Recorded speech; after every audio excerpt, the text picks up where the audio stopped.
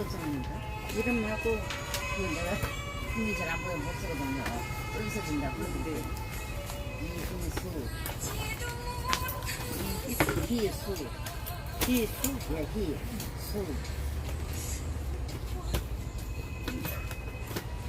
그러면 공공 그걸 참들 붙을 수 있어요. 나간다.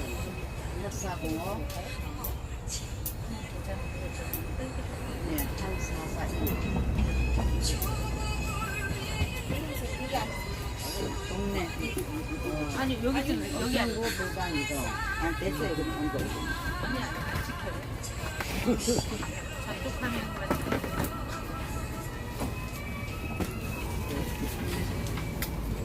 시키는 걸 좋아하시네.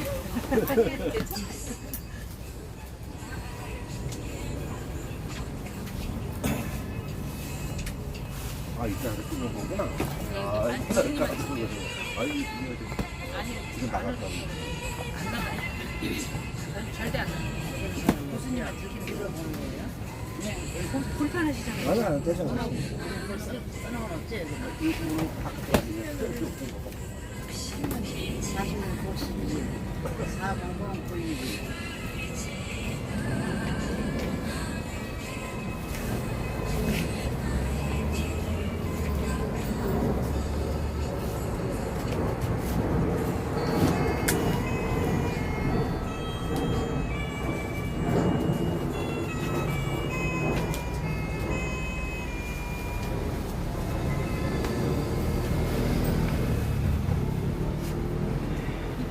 이거 보시는 같이 안 보시는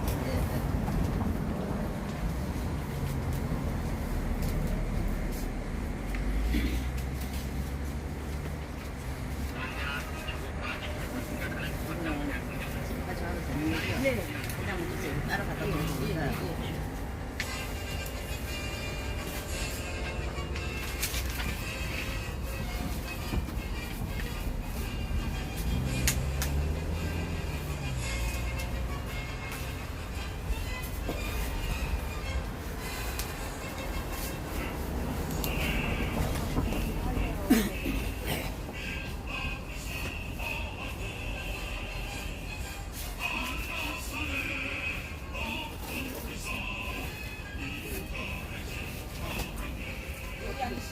아니 이 안쪽으로 한 번 더 들어오셔도 돼요.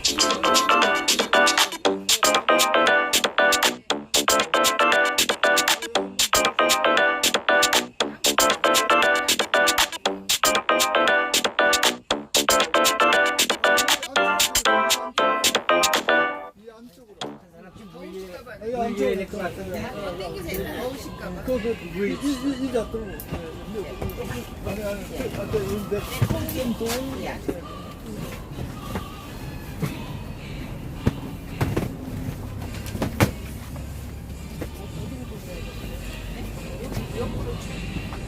이게 출석 후에요.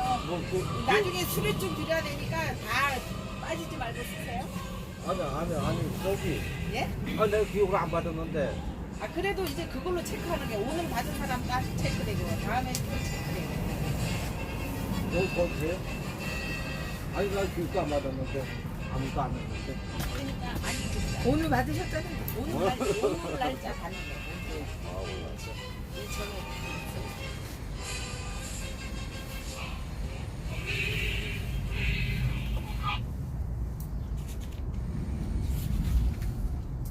여기 그거는 그냥 뭐 터지면 터지지 정말이야? 어쨌든 예. 예, 지금 오늘은 자 국기가 지금 개양된 데가 국기 없죠. 여기. 아 있네 국기 있네. 예. 그러면은 이제 뭐 어쨌든 저희가 오늘은 공식 그 교육을 그 연기한다고 오늘 일기 예보가 오늘 늦게까지 비가 온다고 해서 사전에 저희 홈페이지에 오늘 교육은 연기하고 일단 오시는 분에 한해서 천막 안에서 좌담회식으로 그런 교육을 하겠다고 이렇게 안내를 해놨습니다. 예, 그래서 뭐 비가 오나 눈이 오나 어떤 식으로든지 모임을 합니다. 근데 이제 우리가 기본적인 장소가 바깥이다 보니까 비가 오면은 공개적으로 못하니까 그거는 안내를 드려야 되는 거예요. 그래서 드렸습니다. 그런데 개별적으로 이제 카톡이라든가 이런 거는 이제 보내지를 못했는데 어쨌든 공식 홈페이지는 그렇게 안내를 해놨습니다. 해놨고 그래서 오늘은 이제 약식으로 정말 이렇게 천막 뭐 옛날에 그 새누리당 천막 당사 있었는데 이 천막에서 또 이렇게 모여서 서로 이렇게 허심탄회하게 이렇게 얼굴을 맞대고 이런 자리를 갖는다는 것도 참 의미가 있는 것 같습니다. 그래서 오늘은 이 천막에서 뭐 간단하게 이렇게 주제를 갖고 서로 토론하는 이런 식으로 얘기를 진행을 하도록 하겠습니다. 그럼 일단은 간단하지만 여기 태극기도 있고 이러니까 이제 그 태극기에 대한 경례, 그 다음에 묵념, 애국가 1절만 하고 시작을 하도록 하겠습니다. 일단 일어나시죠. 아니 그거 떼지 마시고. 태극기도 있어요. 그냥 일단 아, 이거 이 태극기만 보면 되죠. 네, 태극기를 보면 되니까. 네. 그래서 일단 태극기에 대한 경례 바로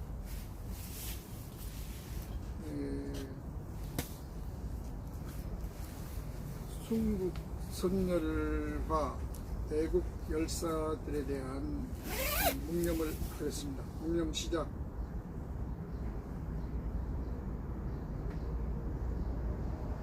바로 애국와 제장, 애국간의 1절만 하겠습니다. 하나, 둘, 셋, 넷. 동해물과 백두산이 마르고 닳도록 하나님이 보호하사 우리나라 만세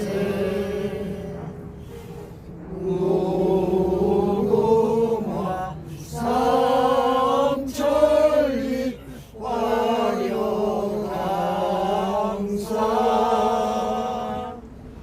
대한 사랑 대한으로 기고정하세. 감사합니다. 앉으십시오.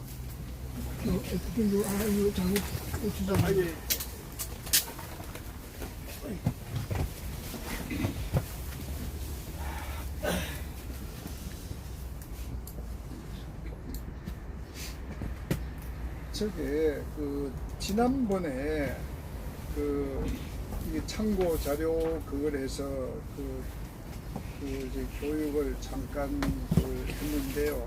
그 이제 첫 번째는 그 송년 그 시인께서 강의를 하셨고, 그리고 뒤어서 제가 이 참고 자료에 대한 우리나라 대한민국 형법에 의한 그 지금 문재인 정권이 그 이적 집단이다.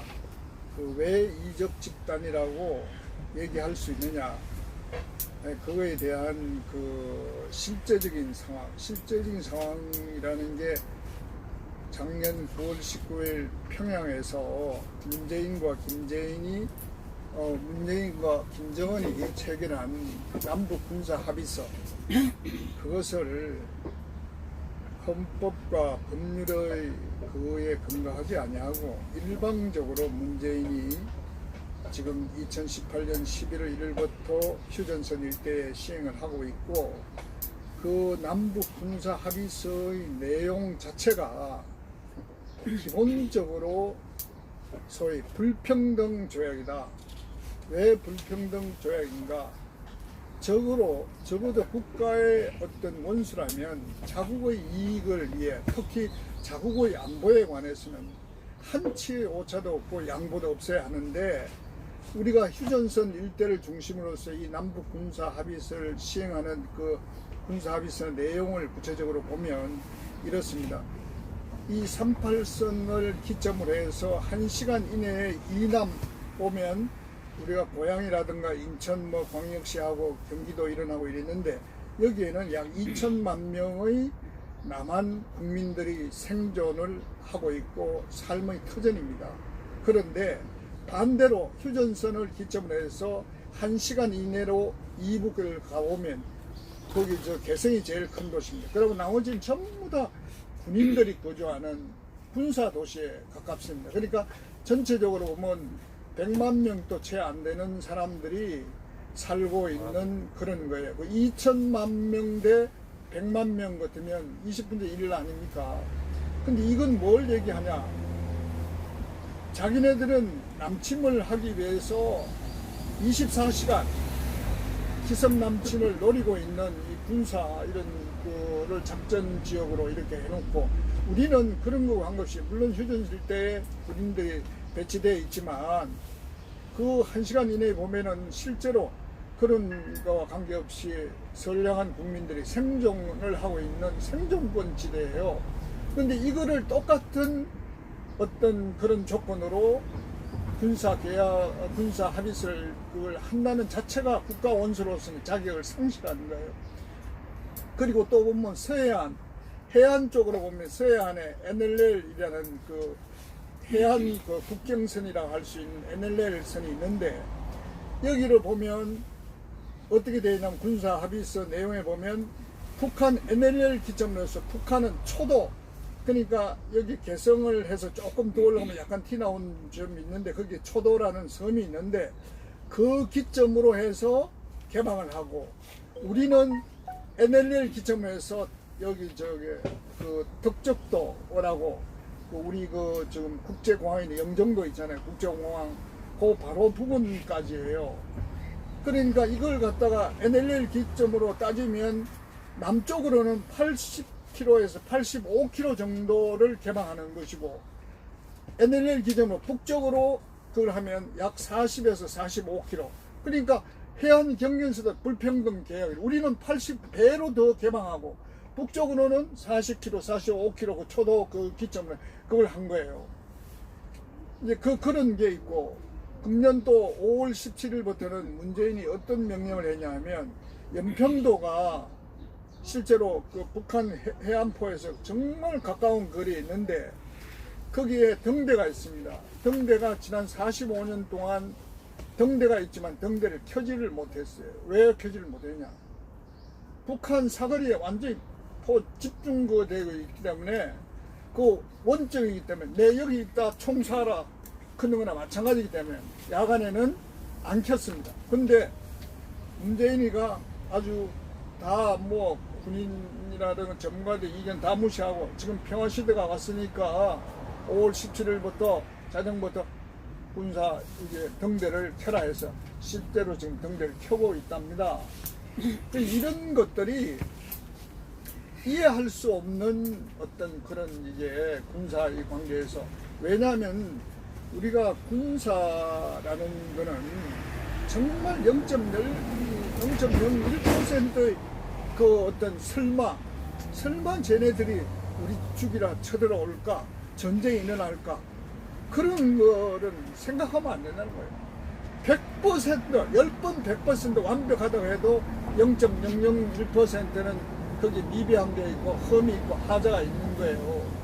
그런데 이게 분명히 불평등 조약이고 상대는 지난 70년 동안 남한을 기습 남침하기 위해서 모든 것을 이렇게 집중하고 땅굴 파고 뭐 별짓을 다 하고 그렇게 하고 뭐 사람 목숨을 파리 목숨보다 더 가벼이 생각하고 저거 생각하면 언제든지 사람을 죽일 수 있는 그런 준비를 해온 집단에게 우리는 무방비 상대로 서로 사이 좋게 지내자 하고 도장 찍었다는 얘기예요. 근데 그건 있을 수 없는 일이에요. 왜냐하면 지금 북한이 미국과 소위 말하면 회담을 하고 있지만 핵무기를 폐기한다고 하는데 하나도 지금 진전이 없고 실제로 생화학 무기는 지구상에 70억 인구가 있는데 70억 인구를 다 죽이고도 남을 생화학 무기가 실제로 보유되어 있는 게 북한입니다. 그런 어떤 측면에서 보면 이거는 뭐 우리가 이 군사 이런 그 전력 면에서 대칭 이 군사 전력이 있고 비대칭 군사 전력인데, 대칭이라는 거는 뭐 전차가 몇십 대, 뭐 비행기가 몇 대, 뭐 포가 몇 대, 뭐 군인이 얼마 이런 건데, 이건 비슷비슷하다 하더라도 지금 비대칭이라는 거, 핵무기 전혀 우리가 없습니다. 핵무기, 그 다음에 또 생화학 무기, 이걸 세계에서 가장 많이 보유하고 있는 데가 북한이라는 얘기예요. 그러니까 이 비대칭 전력 면에서는 우리는 게임이 안 되는 거예요. 게임이 안 되는 거예요, 솔직한 얘기. 그래서 이런 상황에서 저런 군사 합의서를 해서 시행한다는 거는 정말 위험천만입니다. 마음만 먹으면, 그러니까 결국 우리 현재 이 상황에서 남북한의 이런 대치, 이런 상황에서 문재인이가 군사 합의서에 권한을 주고 저렇게 시행한다는 거는 우리 남한의 5천만 국민의 생명과 재산을 김정의 네 마음에 맡기겠다, 양심 맡기겠다, 판단. 네가 우리 곁에 쳐들어와서 땅을 뱉든지 사람을 죽이든지 네가 판단은 저기에 맡겨놓은 거예요. 우리가 있는 게 아니고, 우리의 생존권을 우리의 의지대로 지키는 게 아닌 게 아니고 적에게, 적이라고 생각하는 북한의 괴뢰 김정은에게 맡겨놓은 거야. 그러니까 이거는 정말로 잘못된 거예요. 그러니까 이게 뭐냐, 우리가 형법에 여기 99조 일반 이적인데, 문재인은 지금 왜냐면 여기 보면 여기 여적죄라고 있어요. 형법에 93조에 여적죄인데, 여적죄는 적과 합세해서 소위 말하면 그 자국을 갖다가 그 해롭게 하는 걸 여적죄를 하는데, 지금 우리 저 도태우 변호사가 지금 고소해놓은 게 뭐냐면 문재인을 여적죄로 대검찰청에 고소를 해놨습니다. 이 여적죄는 형법상 인정이 되면 뭐 징역, 검거 이런 게 없고 무조건 사형밖에 없는 범죄입니다. 이걸 했기 때문에 저는 이제 앞으로 이걸 이제 나머지 이게 이제 군사 합의서를 11월 1일부터 시행을 했기 때문에 적을 이롭게 하는 조약을 우리 국무위원 이 구성원이 문재인을 포함해서 20명인데 20명 전원이 소위 말하면 합의에서 군사 그 조약을 시행을 하고 있기 때문에 적을 이롭게 하는 조약을 실시를 하기 때문에 이적죄로 지금 우리 국무위원 13부 장관하고 각 부처 해가지고 20명인데 그 20명 전원을 지금 이적죄로 다음 주 중이나 어쨌든 6월 한 20일 이전에 서류를 완벽히 갖춰서 이적죄로 고소장을 대검찰청에 제출하려고 지금 준비를 하고 있습니다. 그래서 이제 요거는 저희가 준비가 확실히 되는 대로 이제 공개를 하고 참여할 분이 있으면 같이 동참을 해서 같은 뭐 제가 대표가 되겠지만 나머지 분들은 이제 일반 동참하는 고소인 같은 동참하는 고소인으로 함께 참여할 수 있도록 공지를 하도록 하겠습니다. 이제 그런 게 있습니다. 그래서 제가 이제 이거 왜냐하면 실제로 이렇게 이적 행위를 하고 있고 또 우리나라 현행법에 의해서 이적죄에 해당된다고 보기 때문에 법리상으로 이렇게 이제 제가 현행 그 문재인 정권을 이적 집단이라고 확실하게 지칭을 하고 얘기할 수가 있는 겁니다. 왜냐? 자기가 말한 거에 대한 법적으로 책임을 져야 되니까 제가 이렇게 공개적으로 얘기하는 거는 제가 배운 지식과 어떤 그런 거에 의하면 그건 확실하게 이적 집단이라고 해도 괜찮다고 하기 때문에 이렇게 공개적으로 발언을 하고 남들에게 얘기할 수 있는 겁니다. 그렇게 이해를 해 주시면 좋겠고요. 최근에 제가 2019년도에 들어와서 지금 이제 6월 초가 됐는데 문재인이가 그 공개석상에서 발언하는 내용을 몇 가지 그든 이제 중점적으로 추려봤습니다. 이제 대표적인 게 2019년 3월 1일 3.1절 기념사에서 이 문재인이가 어떤 얘기를 했냐면 빨갱이 소리를 했어요. 빨갱이 얘기를 했습니다. 그 다음에 5월 18일 날 이제 5.18 기념 그仪式에서 어떤 얘기를 했냐면 그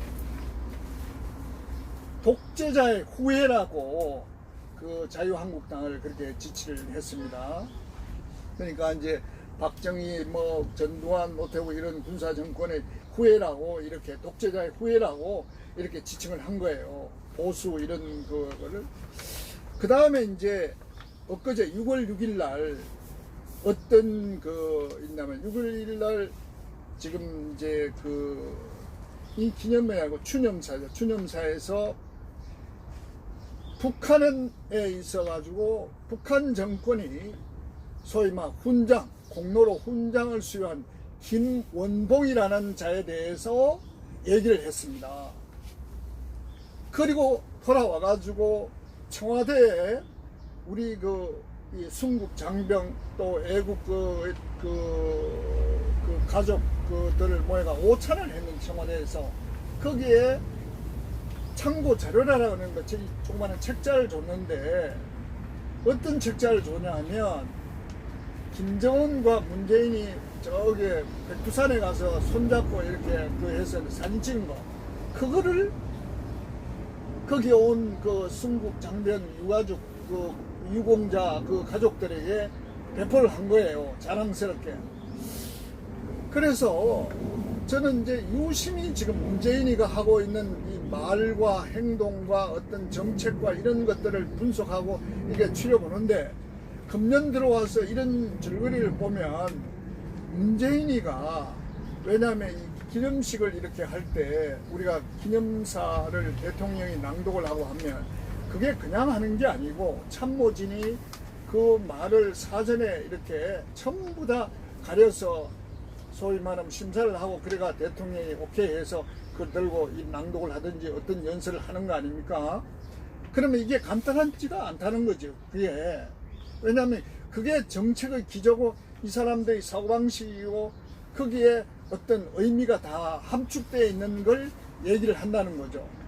그러니까 쭉 보면 남한 내에 우리 대한민국 내에 소위 말하면 남남 갈등을 일으키는 그 단어를 굉장히 지금까지 자꾸 사용하고 있는 거예요. 그러니까 빨갱이라는 걸 해서 뭐 빨갱이 한다. 또 저쪽에서는 이제 빨갱이라고 지적하면 이쪽에는 무슨 뭐 캐캐몬 그런 빨갱이 소리하고 좌우 이런 식으로 내부적으로 갈등 만들고 또 독재자의 후예 그러면 너가 독재자 후예냐 너는 뭐냐 이런 식으로 하여튼 내부적으로 대통령으로서 어떤 국민을 통합하려는 게 아니고 자꾸 어떤 그 소위 말하는 갈등 요인이 되는 단어를 사용을 해서 국민들끼리 치고받고 싸우도록 분란을 일으켜서 혼란스럽게 하는 그런 용어와 그런 행동과 그런 어떤 것들을 계속적으로 기회가 있을 때마다 사용하고 있는 거예요. 제가 늘 여기 강의 시작하면서 얘기한 게 문재인이가 그 구체적으로 저 사람이 쭉 살아오는 걸 가까이 알고 뭐 사상을 속설이 있지만 그 사람이 얘기하는 정책이나 어떤 말 이런 것들을 추적해 보면 아, 저 사람이 어떤 생각을 하고 어떤 방향으로 나아가고자 할 것들 추론할 수가 있는 거죠. 그래서 문재인이가 제일 중요한 게 우리에게 지난 3차 김정은과의 그 판문점 그 대담에서 어떤 거예요? 종전선언을 하기로 합의를 했습니다. 저기 김정은이하고 문재인이가 둘이. 이 종전선언이라는 게 겉으로는 뭐 전쟁 없이 전쟁 끝났다 평화스럽게 살라고 그러지만 그것이 의미하는 바는 굉장히 중요하다. 왜냐? 53년 7월 27일 휴전협정에 의해서 주둔하고 있는 주한 미군 그 다음에 UN 사령부가 이게 주둔할 수 있는 근거를 잃어버리는 거예요. 이제 전쟁 끝났는데 있을 필요가 없다 가라 그런 게 되는 것이고 또 그 다음에 이제 또 하는 것이 해외에 나가서 뭐냐 동북아의 새로운 질서. 그래서 동북아의 새로운 질서라는 게 뭐냐 쭉 문재인이가 얘기하는 거에 보면 새로운 질서는 지정학적인 어떤 의미에서의 질서입니다. 그게 뭐냐면 남한은 자유민주주의 그 공화국이지만 이 38선 이북에는 북한 공산주의 사회주의 있고 옆에 거대한 중국 사회 공산주의가 있고 소련도 마찬가지 같은 길이 이게 이제 동북아가 있는데 이걸 갖다가 이렇게 싸우는 게 아니고 지금 북한과 이렇게 이 남한이 싸우는 게 아니고 같이 사회주의 고려 연방제 통일을 해서 중국과 소련과 이렇게 해서 동북아의 사회주의 공산주의의 블록을 만들겠다는 그런 어떤 의미가 내포되는 것을 항상 시사하고 있다는 얘기죠. 그래서 지금 우리가 겉으로 보기에는 멀쩡한 것 같아도 실제적으로 이러한 각본, 이러한 업무에 의해서 우리 대한민국이 지금 공산화 사회주의와 이렇게 되어가고 있다고 이해를 하시고 거기에 우리는 정말 대처를 잘 해야 된다. 이렇게 이제 제가 항상 얘기를 하고 있습니다. 근데 이것이 이제 지금까지 제가 이제 얘기를 한 어떤 문재인 정권과 문재인 얘기고 실제 보면 또 한 가지 또 지금 우리가 이제 경제 참사라고 하는데 지난번에 여기 보면 이건 뉴스에 최근입니다. 여기 어제 그저께 나온 뉴스에 보면 이 경제 문제는 또 이렇습니다. 우리가 이제 경제를 나눌 때 1등급, 2등급, 3등급, 4등급, 5등급 이렇게 나눕니다. 이제 그걸 1분위라는 거는 이제 그 제일 위층에 있는 상위층, 그거는 거의 월 소득이 1,000만 원 수준입니다. 1,000만 원. 그리고 최하위 20%, 거의 5등분의 20%가 그 최하위 수준. 이게 뭐냐? 125만 원 월 소득 이걸 하는데 이 120만 원 하는 그 최저 제일 그 우리 밑층 저소득층의 인구가 1년 새 얼마냐? 21만 명이 늘어났다는 겁니다. 통계적으로. 실제로 통계적으로 나는 이거보다 더 늘어났을 거로 생각을 합니다. 이제 이런 게 있는데 이런만 하더라도 문재인이가 뭐 최저임금을 뭐 올려가지고 뭐 15% 지금 10% 이렇게 계속 올려가지고 지금 뭐 1만 원 시간당 1만 원 그걸 올리겠다고 이렇게 하지만 지금 문재인의 경제 정책이 완전히 참패다. 말은 그렇게 하지만 결국은 보면 자 지금 현재 이거 21만 명이 최저 소득층으로 떨어진 이유가 뭐냐면 그게 분석해낸 게 있습니다. 소상공인들, 자영업자들 이런 사람들이 소위 말하면 추락해서 최저 소득층으로 내려앉았다는 거예요. 그게 원인이 뭐냐? 최저임금 때문에 그런 거예요. 임금을 올리니까 그러니까 소득이 적은데 매출 적고 소득이 적은데 이 소상공인들이 이게 할 수 없이 울며 겨자며 법으로 해놓으니까 임금 올려. 그러면 왜냐하면 종업원수를 줄인다는 거예요. 그래서 또 올리니까 종업원수를 또 줄이고 그래도 안 되는 거예요. 매출이 자꾸 경기가 안 좋으니까. 그러니까 이제 자꾸 일자리 없고 소득은 줄어지고 그리고 결국은 뭐냐? 없는 사람들이 적은 이 소상공인들에게 고용되어 있는 소위 말하면 임금이 적은 저임금 노동자와 저소득 자영업자들끼리 싸움을 붙이는 거예요. 결국은 뭐냐? 전부 다 밑에 있는 사람 다 죽으라는 소리예요. 그러니까 결국 이런 게 결국 시간이 가다 보니 데이터가 문재인은 뭐 얼마 전에 공식적으로 우리 경제는 전체적으로 와서 화학으로 가고 잘 되고 하고 있다고 그러지만 그거는 그 얘기를 하니까 일부 언론이나 사람들이 저 문재인이가 치매에 걸렸다고 이렇게 얘기를 하는데 실제로 문재인이가 지금 얘기하는 거 하고는 실상은 이건 데이터로 나온 겁니다. 데이터로 나온 이 자료에 보면 완전히 경제 참사예요. 경제 참사. 그러니까 이제 이런 식으로 가면 지금 현재의 여러 가지 경제 여건으로 봐서 정말로 금년 연말을 제대로 넘길 수 있겠냐. 이런 상황으로 가면 정말로 우리 대한민국이 망하지 않겠냐. 이 망하는 건 한순간입니다. 이제 이런 상황인데 정말 이런 걸 이렇게 뉴스라든가 이런 자료를 이렇게 분석을 해보면 정말 그 걱정을 안 할 수 없는 상황이 지금 되고 있습니다. 되고 있고 그래서 제가 이제 저는 이제 뭐 평소에 이렇게 있으면서 사무실에 주로 있는 편인데 사무실에 중에 우리 당직자 중에 우리 중앙당 당직자 중에 사무실에서 가장 이런 우리 직원 외놓고 그 임원들 당직자 중에 가장 이렇게 뭐 자리를 지키면서 공부하고 자료 찾고 하는 사람 중에 제가 한 사람이에요. 그래서 근데 이걸 보면 늘 보면 정말 뭐 걱정스럽다. 정말 우리가 이렇게 안주하고 있을 이 상황인가 하는 그런 어떤 걸 늘 느낍니다.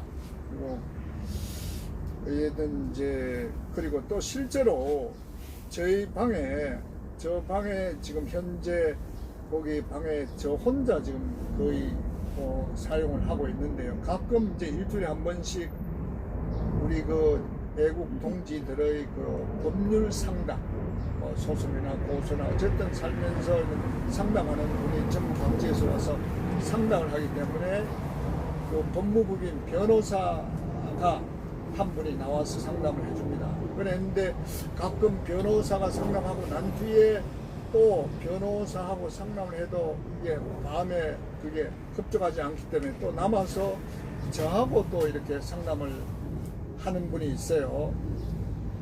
그래서 그 최근에 어떤 분이 왔길래 제가 한 2시간 가까이 이분과 대담을 하면서 이게 녹화를 해놨어요. 녹화를 해서 한번 여러분에게 한번 제가 한번 들려드리겠습니다. 우리 사회가 정말 이거 문제가 너무 심각하다. 도대체 무슨 이런 일들이 있는가. 이게 제가 한번 그래서 롯데건설하고 지금 조건행하고 계약이 되어 있습니다. 그러니까 조건행은 지금 없어지고 신한은행을 바뀌고 여러분 소리 좀 적읍니다.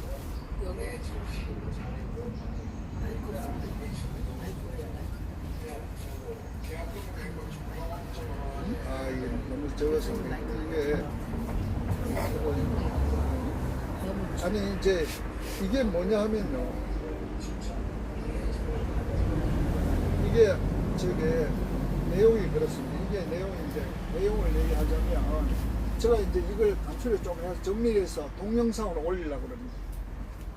이게 어떤 일이냐면 이분의 얘기에 하면 그 롯데캐슬이라는 건설 회사에 아파트를 그걸 분양을 계약을 했답니다. 해야 했는데 이제 계약금 주고 이제 중도금 주고 해서 이제 롯데캐슬하고 조원행하고 소위 말하면 합의를 해서 여기에 계약한 중도금이나 대출 이런 건 조원행에서 대출해준다 해가 조원행에 대출을 받아가지고 그 돈을 다 갚은 거예요. 다 갚고 이제 등기라든가 이런 거 그걸 알아보려고 어느 날 가니까 정원등이 없어졌다는 거예요. 그때 이제 신한은행 통합이 돼가 신한은행 안 됐습니까? 그걸 가보니까 자기가 늘 대출받고 가던 은행이 사라진 거예요. 그리고 깜짝 놀라 이게 은행이 없어지니까 너무나 이상한 거예요. 그래가 이 조금 옆에 제일은행이라는 데가 있었답니다. 그 제일은행에 찾아가서 저 옆에 정원행이 어디 갔냐고 왜 없어졌냐 이러니까 제일은행 직원이 뭐라고 얘기를 했냐면 그건 망해봐 없어졌다 이런 얘기를 한 거예요. 그렇게 이제 왜 왔느냐고 이러니까 아니 내가 그 롯데 그 아파트를 계약을 해서 돈을 다 불입을 다 해가지고 등기가 뭐 이런 걸 알아보려고 왔는데 이게 어느 날 갑자기 이렇게 없어져 가지고 그래가 내가 당황해서 이불을 왔다 이러는 거야. 그럼 망했다 그러는 거예요. 그러면 어떻게 하면 돼? 망하는 거예요. 아 그러면 내가 우리 은행에서 대출을 그걸 해서 그걸 해줄 테니까 대출을 하라 그러면서 4천만 원을 대출을. 그냥 이 양반이 세상 물정을 너무 모르는 거야. 나이가 많고. 나이가 지금 81세인가 그래요 지금. 근데 거기에서 시작을 해서 이 양반이 망했다 그러니까 다시 이제 보여야 되는 거 싶어서 그걸 등기를 하려면 너무나 순수하고. 그러니까 은행이니까 100% 신뢰를 한 거예요. 그래가지고 이제 그 돈을 대출을 받아가 도형 짓고 이제 이렇게 자기 시킨 대로 한 거야. 그러니까 이게 총액이 얼마냐면 1억 뭐 하여튼 몇천만 원이야. 그 나무 그거를 중간에 또 3천 얼마 뭐이고 이게 계속 이중으로 그 아파트 가격이 망해버렸기 때문에 그 망한 금액을 제일은행에서 다시 이제 대출해서 감고해 준다고 그 사람을 속여가지고 대출을 받게 해가지고 이런 식으로 해서 최근까지 그걸 갚은 거예요. 그러니까 나중에 보니까 이게 뭔가 이상한 거야. 그래가지고 이제 이 사람이 또 어떤 일이 있었냐면 중간에 일을 하는 과정 중에 또 이걸 갖다가 제일은행에서 압류를 넣어가지고 경매를 또 신청을 한 거예요. 그래 돈을 이중으로 갚았다. 대출을 해가지고 이중을 갚았는 건데, 그런데 또 이게 내가 지금까지 수년 동안 은행에서 대출 받아가 이자 갚고 또 갚고 또 갚고 이렇게 했는데 나중에 이제 이 아파트 자체가 또 경매에 또 날아가게 된 거예요. 근데 어느 날 쫓아가가지고 왜 경매에 넣냐고 하니까 돈이 이렇게 이자가 납입이 지연대가 있다고 그래가지고 또 이자를 또 갖다 또 납입을 한 거예요. 그래서 간신히 그 경매를 막은 거예요. 이제 그래가지고 그 중간에 이제 경찰에 고소하고 검찰에 고소하고 뭐 이렇게 했는데 보니까 하나같이 경찰도 이 은행원과 공모를 해서 막 묵살을 해버린 거예요. 묵살을 해버리고 또 검찰도 이게 그래서 기각한 내용을 보니까 뭐 고령인 관계로 뭐 이런 돈 이런 사정에 뭐 무지하고 그래서 착각을 할 수도 있고 이런 식으로 해서 이 사건이 되지 않기 때문에 기각한다고 이런 식으로 한 거예요. 그러니까 이게 보니까 하나도 이런 수사기관에서 정확하게 이 사람 말이 진실이가 뭐 첫째, 왜냐하면 등기부 등본을 아파트 띄보면 이 돈을 받아가 언제 되고 어떻게 되는 이런 그 시나리오가 통째로 이렇게 기록이 되어 있을 거고 이 사람의 어떤 금액을 주장하는 사실에 대해 전부 다 대출광이나 이거 금전 거래 내역이나 이런 걸 다 들어가 조절해 보면 근데 그런 어떤 의지가 있는 게 아니고 지금 내가 추론이 되는 거는 이 금융기관에 있는 이 직원하고 이 경찰하고 또 짜고 그냥 돈을 빼돌려서 그걸 다 착복을 했는 것 같다는 이런 생각을 지금 내가 판단을 그렇게 하고 있거든요. 그래서 정말 내가 보면 우리 내 사무실에 있으면 전국 각지에서 그런 분들이 하여튼 크고 작은 사건이 많이 오는데 정말로 이게 대한민국이 법이 살아있는가, 과연 경찰이 있는가, 검찰이 있는가, 법원이 있는가 이런 것을 말하고 싶은 그런 사건들이 정말 많아요. 그래서 정말 우리나라가 제가 이제 박근혜 대통령, 내가 그래서 항상 비유하는 게 그렇습니다. 정말 억울한 일이고 황당한 일인데 보십시오. 박근혜 대통령도 현직 대통령임에도 불구하고 어느 날 엮여가지고 죄 없이 지금 세보름 차서 인신정 불법 감옥에 몇 년째 있지 않습니까? 이게 현실이라는 거예요. 그러니까 일국의 현직 대통령도 저렇게 엮어가지고 쇠고랑 차 감옥에 쳐는 이런 현실이니까 일반 국민들은 오죽하겠냐는 얘기야. 저는 예전에 한 몇 년 전까지는 이런 걸 실제로 대한민국은 법치주의 국가고 정말 법대로 시행된다고 어느 정도의 불합리한 그런 건 있지만 그렇게 된다고 믿었습니다. 그런데 실제로 이제 제가 몇 건 사건을 이렇게 서울중앙지검 윤석열 그 집단이 하는 일, 그다음 박근혜 대통령 사건 이런 걸 봐서 정말 우리 사회가 법치주의가 무너졌다. 정말로 이 공직사회, 경찰이나 검찰이 정말 사회 정의를 위하고 제대로 수사하고, 자 어떤 사건이 오면 이 진실이 뭔가 정의롭게 그걸 해서 이 진실을 뭐 갑과 을 누구의 편도 되지 않고 공평하게 정확하게 딱 그걸 밝혀서 이렇게 처리해 주겠다는 이런 게 사라진 것 같다. 그러니까 박근혜 대통령 같은 저런 사건이 공공연하게 일어나고 뒤집어지고 이런 게 있지 않겠는가, 이런 걸 느껴요. 그래서 정말 법치주의가 사라진 이런 그 사회는 사실 국가의 존립이라는 거, 국가가 법이 있기 때문에 국가도 있는 건데, 법치가 사라진 사회에 과연 국가의 존립이 과연 가능한가 하는 그런 의문을 사실 느낄 때가 있습니다. 제가 그런 걸 느낍니다. 법치주의가 사라진데 국가는 왜 필요하고 국민은 왜 필요한가? 국가가 존립하는 것은 법에 의해서 존립하는 것인데, 법이 무너진 사회가 어떻게 국가가 존립할 수 있으며 국민이 필요한가? 이건 무정부 상태가 아닌가? 그런 걸 느끼는, 하여튼 요즘 정말 그런 걸 많이 느낍니다. 그래서 저도 이제 우리 지금 21세기 대한민국에 사는 대한민국 국민의 한 사람으로서 정말 자괴감을 느끼고 정말 머리를 엎드려서 섞고 대제해야 되겠다. 왜? 사회 정의를 부르짖고 법치주의, 민주주의를 부르짖어 왔는데 실제 이게 그렇지가 않으니까 얼마나 이게 죄스럽고 정말로 통탄할 일인가.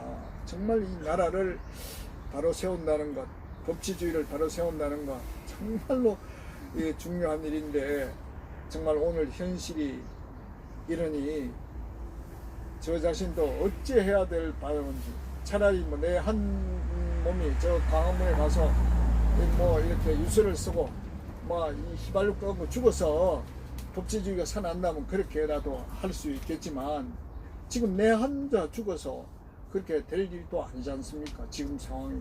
그러니까 이거는 정말 국민 전체가 국민운동으로 이게 번져나와서 국민이 이게 깨어나서 국민 전체가 이 현재의 이 상황을 극복하고 이게 제대로 세우지 않고는 될 일이 아닌 거예요. 그래서 정말 우리가 지금 현재 여기에서 교육을 하고 이런 자리를 이렇게 갖는 것도 적지만, 이 한 사람 한 사람이 이렇게 해서 깨치고 그렇게 힘을 모아서 나가면 이게 전체적으로 정말 이렇게 힘이 돼서 국민운동으로, 전체의 국민운동으로 퍼져서 나라를 바로 세우는 일에 도움이 되지 않을까 해서 이게 하는 거거든요. 그래서 어쨌든 정말 우리가 이 동시대에 대한민국 국민으로 살면서 정말로 오늘날 이런 상황을 초래한 거에 대해서 저 자신부터 반성하고 역사와 우리 이 조상들, 이 선열들이 이 나라를 세워서 반듯하게 이렇게 세계 10대 대국으로 만들어준 이거에 보답하지 못하고 이 나라를 이렇게 개판으로 만들어낸 데에서 정말로 섞고 대제해야 되겠다. 정말로 부끄럽고 죄스럽고 정말 얼굴 대놓고 내가 뭐 배웠느니 지식인이니 뭐 이렇게 할 주례가 아닌 것 같다. 혼자 꼼꼼히, 저도 어제 6월 6일 현충일이지만 현충소랑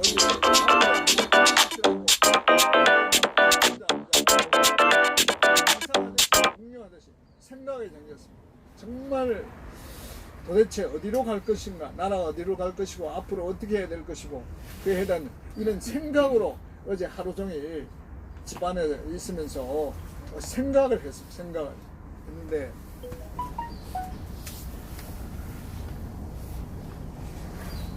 어쨌든 정말 여러분들 보기에 정말 죄스럽고 부끄럽습니다. 어쨌든 저는 나름대로 저는 그렇습니다. 저는 지난 40년 동안 이게 법치주의, 사법정의, 우리 사회의 정의를 위해서 일한다고 나름대로 열심히 그 노력을 해가왔는데 오늘 이런 우리가 처한 이 대한민국 현실이 정말 법치도 무너지고 헌법도 무너지고 이렇게 정말 무정부 상태와 같은 이런 상황이 됐다는 것에 대해서 정말로 죄송하고 부끄럽고 고개를 들지 못해요. 정말 이건 목내놓고 날 목을 쳐가시오 이렇게 얘기를 해야 되는지 정말로 부끄럽고 부끄러운 일이다. 저는 어제 현충일 어디 가고 이랬는데 정말 비도 오고 계속 저 무궁화 그 노래 나의 조국이라는 박정희 대통령 그 가사 그 노래 그거 틀어놓고 혼자 생각하면서 그렇게 보냈습니다. 정말 부끄럽다. 정말 죄스럽고 정말 이건 내 목을 어디 내놓고 쳐가 날 죽이십시오 이렇게 하고 싶은 정말 부끄러운 그런 생각이 들었습니다. 어쨌든 정말 죄송하다는 그런 말씀을 드리고 싶네요. 정말 부끄럽습니다. 정말 오늘날 대한민국이 이런 상황에 있다는 것은 정말로 어쨌든 국가에 대해서 책임을 느끼는 한 사람의 입장에서 정말로 죄인이다. 정말로 몸둘 바를 모르겠다. 그런 생각을 하게 됩니다. 그리고 또 저희가 지난번에 여기 이제 서울구치소 저 정문에 가서 박근혜 대통령의 근황에 대해서 알아보려고 그걸 했더니만 총무과에 가락해서 정문에서 차단을 해가지고 정무과에서 전화로서 이렇게 총무과 생활지도과 그다음에医療과 몇 개를 하는 데마다 통화도 끝나고 이래가 너무나 화가 나가 구치소장 되라고 주잖아요. 그러니까 구치소장을 안 되면서 거기 무슨 교감이라는 지위가 있어요. 구치소. 근데 그 친구하고 통화를 잠시간 했는데 구치소장을 만나서 뭐를 얘기할 것이냐 4가지 항을 얘기했습니다. 첫째, 박근혜 대통령의 현재 건강 상태에 대해서 정확히 공표해 줍니다. 그 다음에 매달 한 번씩 정기적으로 구치소에서 정확히 박근혜 대통령의 건강에 대해서 발표해 줍니다. 장소와 시간을 정해서 공표해 줍니다. 그 다음에 이제 박근혜 대통령이 외출 시에 병원에 간다든가 법원에 출입할 때 수갑을 채우지 마라. 왜 수갑을 채우냐? 너희들이 불법 인신강고 있는데 왜 수갑을 채우냐? 수갑 채우지 마라. 그 수갑 그 문제에 대해서 얘기하고 그 다음에 4월 16일 날 저희가 여기가 철야 농성을 하고 박근혜 대통령을 석방하라고 그걸 했지 않습니까? 그때 여기 수천 명의 애국 국민들이 밤을 새워서 박 대통령의 석방을 기대하고 그랬는데 서울구치소 소장 아니면 공식적으로 구치소에 대변을 할 수 있는 사람들이 이 국민 앞에 나와서 사실 잃고 이래가지고 이렇게 됐습니다. 석방을 못합니다. 라든지 공식적인 해명이나 성명을 왜 한 번도 하지 않느냐? 우리 국민들 무시한 거 아니냐? 거기에 대해서 해명하라. 이 4가지 조건을 들어서 얘기를 했습니다.